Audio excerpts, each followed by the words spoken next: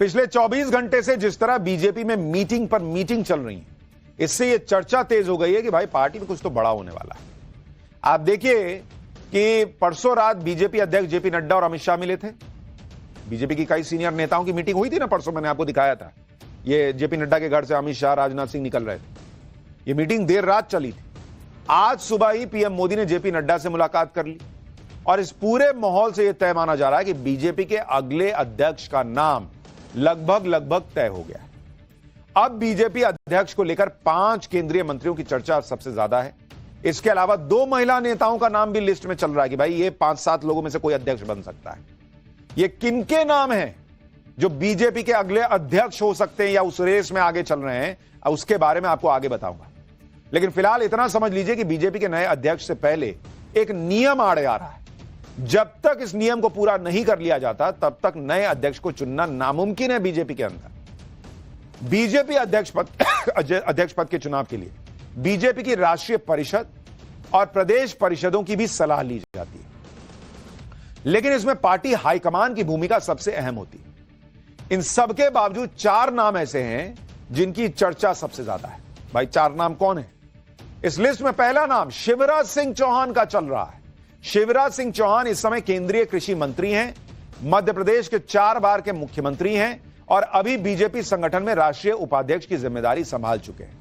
तो एक नाम तो शिवराज सिंह चौहान का लग रहा है कि भाई इनको दिल्ली लाया गया है, अब हो सकता है इनको राष्ट्रीय अध्यक्ष बना दिया जाए। दूसरा नाम है मोदी सरकार में केंद्रीय मंत्री प्रहलाद जोशी का। 63 साल के प्रहलाद जोशी कर्नाटक से आते हैं, 5वीं बार लोकसभा चुनाव जीत चुके हैं। इसके अलावा कर्नाटक बीजेपी के अध्यक्ष भी रह चुके हैं। प्रहलाद जोशी आरएसएस के बहुत करीबी माने जाते हैं। बीजेपी के नए अध्यक्ष के नामों की लिस्ट में एक नाम केंद्रीय शिक्षा मंत्री धर्मेंद्र प्रधान का भी चल रहा है। धर्मेंद्र प्रधान पीएम मोदी और गृह मंत्री अमित शाह के भरोसेमंद माने जाते हैं और 2014 से लगातार मंत्री पद संभाल रहे हैं। वो ओडिशा के ओबीसी समुदाय से आते हैं। अगर बीजेपी पिछड़ा वर्ग से अध्यक्ष बनाने का विचार कर रही है तो इस समीकरण में धर्मेंद्र प्रधान सटीक बैठ सकते हैं। इनके अलावा राजस्थान के भूपेंद्र यादव का नाम भी चर्चा में है। भूपेंद्र यादव को दूसरी बार केंद्रीय मंत्री बनाया गया है। इनके पास पर्यावरण मंत्रालय की जिम्मेदारी है। इसके अलावा भाजपा के राष्ट्रीय सचिव के तौर पर वो काम कर चुके हैं। भूपेंद्र यादव को बीजेपी में स्ट्रैटेजी वॉर रूम का एक्सपर्ट माना जाता है। ये 4 नाम अभी तेजी से आगे चल रहे हैं, ये बताया जा रहा है, लेकिन यही 4 नाम नहीं है। कुछ और नाम है जिनके बारे में आगे बताऊंगा। लेकिन आप देखिए कि जेपी नड्डा पिछले 5 साल से लगातार बीजेपी के अध्यक्ष का पद और कामकाज संभाल रहे हैं। पिछले साल लोकसभा चुनाव के बाद से ही नए बीजेपी अध्यक्ष की तलाश तेज हो गई थी, लेकिन इस दौरान कई विधानसभा चुनावों की वजह से यह तलाश पूरी नहीं हो पाई। अब यह कहा जा रहा है कि अगले हफ्ते बीजेपी को नया अध्यक्ष मिल जाएगा, नेक्स्ट वीक। सूत्रों के मुताबिक पिछले 24 घंटों में हुई मीटिंग्स में यूपी, गुजरात, मध्य प्रदेश, कर्नाटक और ओडिशा के नए अध्यक्षों के नाम पर भी चर्चा हुई है। दरअसल बीजेपी का जो अपना पार्टी का संविधान है उसके मुताबिक राष्ट्रीय अध्यक्ष के चुनाव से पहले 19 राज्यों में कम से कम बीजेपी अध्यक्ष का चुनाव जरूरी होता है। अभी तक 15 राज्यों के बीजेपी अध्यक्षों का चुनाव हो चुका है। संभावना है कि अगले 3 से 5 दिन में बाकी के 5 राज्यों के बीजेपी अध्यक्ष चुनने की प्रक्रिया पूरी कर ली जाएगी। जैसे ही 19 राज्यों में अध्यक्ष का चयन हो जाएगा, उसके बाद नए राष्ट्रीय अध्यक्ष के नाम का भी ऐलान हो जाएगा। सूत्रों के मुताबिक नए अध्यक्ष के चुनाव के बाद कैबिनेट में भी फेरबदल हो सकता है। इसकी सबसे बड़ी वजह यह भी है कि नए अध्यक्ष के लिए 5 कैबिनेट मंत्रियों की चर्चा सबसे ज्यादा है। इसके अलावा तमिलनाडु में एआईएडीएमके गठबंधन के बाद उसे भी एआईएडीएमके से भी किसी को भी मंत्री पद दिया जा सकता है, तो कैबिनेट रीशफल भी हो सकता है। बीजेपी अध्यक्ष के संभावित नामों में एक और केंद्रीय मंत्री का नाम चल रहा है और यह नाम है मनोहर लाल खट्टर का। अभी मनोहर लाल खट्टर आवास एवं शहरी कार्य और बिजली मंत्रालय की जिम्मेदारी संभाल रहे हैं। इनके अलावा झारखंड के पूर्व मुख्यमंत्री रघुवर दास का नाम भी रेस में है। रघुवर दास झारखंड के पहले गैर आदिवासी मुख्यमंत्री रह चुके हैं, इसलिए ओबीसी और आदिवासी समुदाय का जनाधार बढ़ाने में बीजेपी को बढ़त मिल सकती है। मनोहर लाल खट्टर और नरेंद्र मोदी का तो पुराना नाता है, आपको याद होगा। मोटरसाइकिल से दोनों जो है वो प्रचारक के तौर पर घूमते थे, पार्टी का प्रचार प्रसार करते थे। तो तब की बात है। बीजेपी अध्यक्ष पद की रेस में 2 नाम सबसे हैरान करने वाले चल रहे हैं। पहली बार अध्यक्ष पद के लिए महिला उम्मीदवारों की भी चर्चा चल रही है।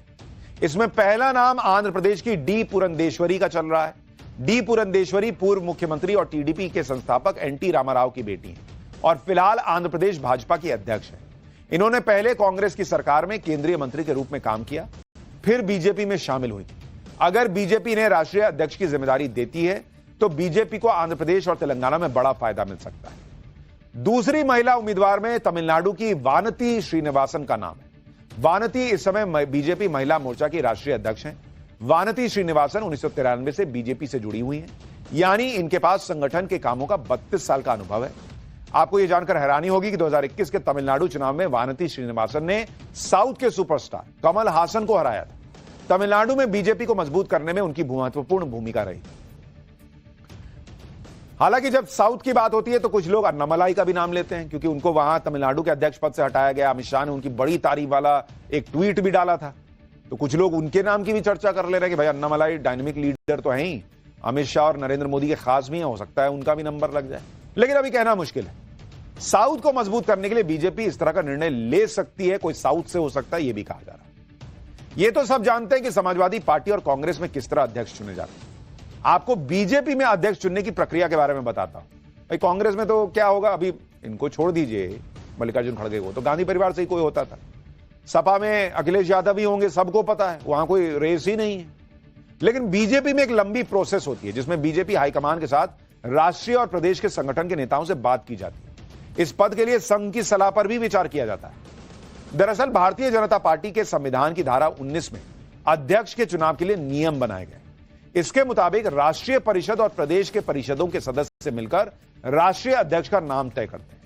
अध्यक्ष पद का चुनाव पार्टी के राष्ट्रीय कार्यकारिणी के बनाए गए नियमों के मुताबिक ही होता है। अध्यक्ष बनने के लिए जरूरी है कि चुनाव के लिए नॉमिनेशन करने वाला व्यक्ति कम से कम 15 साल तक पार्टी का प्राथमिक सदस्य रहा। इसके अलावा प्रदेश या राष्ट्रीय कार्यकारिणी के कम से कम 20 सदस्य अध्यक्ष पद के चुनाव के लिए किसी व्यक्ति के नाम का प्रस्ताव पेश कर सकते हैं। इस प्रस्ताव पर कम से कम 5 प्रदेशों के प्रदेश कार्यकारिणी के सदस्यों की सहमति जरूरी होती है। बीजेपी के संविधान के मुताबिक कम से कम 50% यानी आधे राज्यों में संगठन चुनाव के बाद ही राष्ट्रीय अध्यक्ष का चुनाव हो सकता है। इस लिहाज से देश के 19 राज्यों में संगठन के चुनाव के बाद ही बीजेपी के राष्ट्रीय अध्यक्ष का चुनाव होता है। बीजेपी में पूरे संगठन को राष्ट्रीय से लेकर स्थानीय स्तर तक 7 हिस्सों में बांटा गया है और इसीलिए इतना वक्त लग रहा है। आपको याद होगा अमित शाह ने याद दिलाया था अखिलेश यादव को कि भाई टाइम लगता है, वो बाइट अगर है तो चला दीजिए एक बार। अमित शाह ने याद दिलाया था संसद में, वो पूछ रहे थे कि भाई कोई अध्यक्ष नहीं चुन पा रहे हैं लोग, तो भाई अमित शाह ने कहा था कि आपके यहां तो किसी को भी किसको बनना है सबको पता है, अगले कई साल तक आप ही अध्यक्ष रहेगा, हमारे यहां टाइम लगता है। सुनिए वाला बयान। जो पार्टी ये कहती हो कि दुनिया की सबसे बड़ी पार्टी है, अध्यक्ष महोदय वो अपना राष्ट्रीय अध्यक्ष नहीं चुन पाए अभी तक।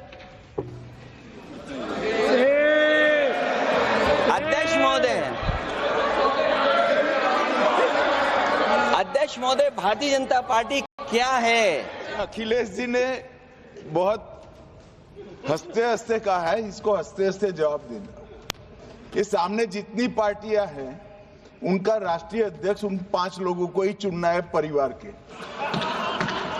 हमें माननीय अध्यक्ष जी करोड़ों सदस्यों में से 12-13 करोड़ सदस्य प्रक्रिया कर कर चुनना है तो देर लगती है। आपके यहां जरा भी देर नहीं लगेगी। मैं कह देता हूं अभी 25 साल तक आप अध्यक्ष हो जाओ, नहीं बदल सकता। तो बीजेपी में जो केंद्रीय नेतृत्व है, जो राज्य का नेतृत्व है, जो स्थानीय नेतृत्व है, सबके बीच चर्चा करके अध्यक्ष चुना जाता है। इस तरह का रिश्ता है सबके बीच में, इसलिए समय लग रहा है। लेकिन जब रिश्तों